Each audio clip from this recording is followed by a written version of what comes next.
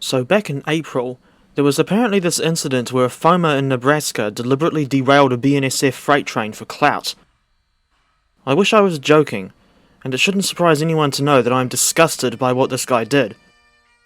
The outcome could have been much worse for the crew of ES44AC number 6216, and I hope they throw the book at this perpetrator. But rather than rant about this ridiculous situation any longer, I wanted to discuss my thoughts on railfanning in general. The basic concept of railfanning, also known as train spotting, is very simple. Standing near a railway line, but not too close, and either simply watching or taking photographs or video footage of the trains as they pass by. In my case, I use a Nikon D5600 camera to record most of my footage, and while railfanning has its ups and downs, especially at the Bunnythorpe dip, I'm trying to focus on the positives this time, the keyword being trying.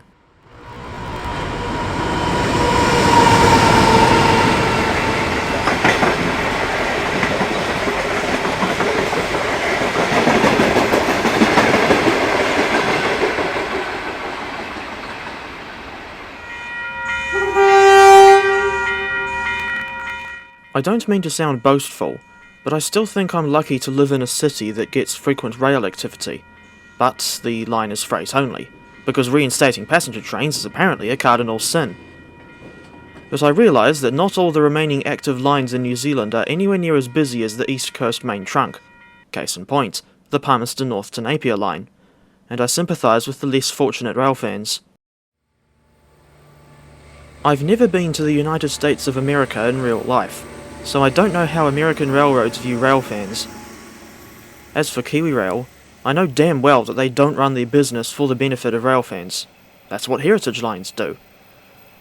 But the KiwiRail staff don't seem to mind us, as long as we're keeping ourselves safe. Sometimes I even get friendly waves from drivers, but I don't do that silly motion where I pretend to pull on a whistle cord. It's fine if a driver doesn't blast the horn for me.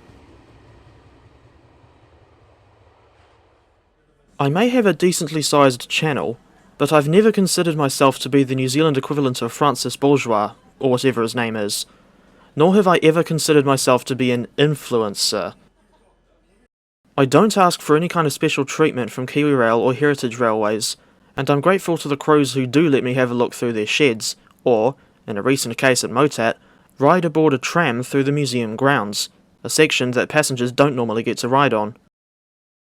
I'm also thankful to the crew at the Goldfields Railway for allowing me to get up close with DBR 1282 when she arrived in Waihi in November 2022, not to mention the cab rides with her and DBR 1199 in January 2023.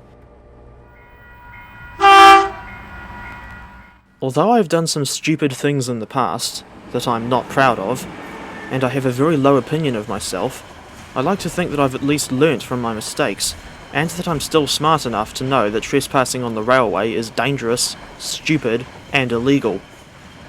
I always maintain a safe distance between myself and the track. You should never try to get dangerously close for the sake of a perfect shot. And here are some of my favourite shots from my archives, all taken from a safe distance, with supervision from KiwiRail staff, or on board a train.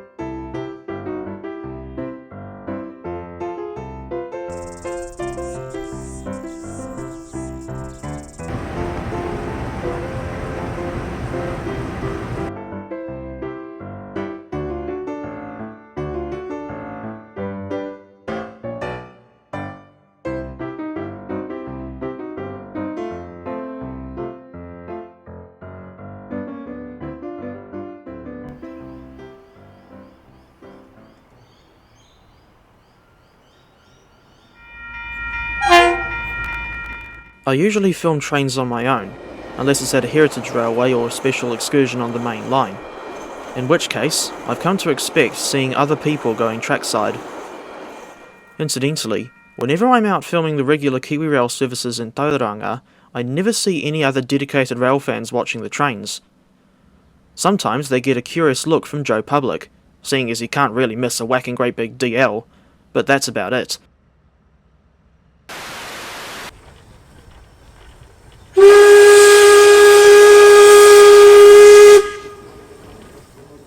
Thinking back to that incident in Bennet, Nebraska, I question how anyone could seriously think that it's a good idea to intentionally derail a train by throwing a switch.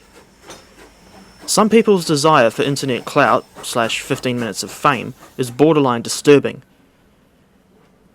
I feel like I shouldn't have to remind people about this, but the attention is not worth risking the lives of a locomotive's crew, let alone any kind of frustration to people affected by other types of clout chaser. As daft as this may sound, I wouldn't be surprised if Brett Cooper herself makes a video about this idiot foamer, since she's talked about clout chasers numerous times in the past. To the good American rail fans who abide by the rules, I'm sorry that you have to deal with those idiots that make the whole community look bad. Sad to say that the New Zealand side of the community is not squeaky clean either, and I usually avoid getting involved with drama for the sake of my sanity. I'm still grateful for the small circle of friends I made in this community, and I encourage people to take up the hobby of rail fanning if that's what they want to do. Just don't do anything stupid that could get you in trouble with your local railway company or the police.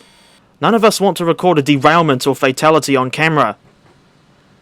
And don't be a jackass to other rail fans or the general public.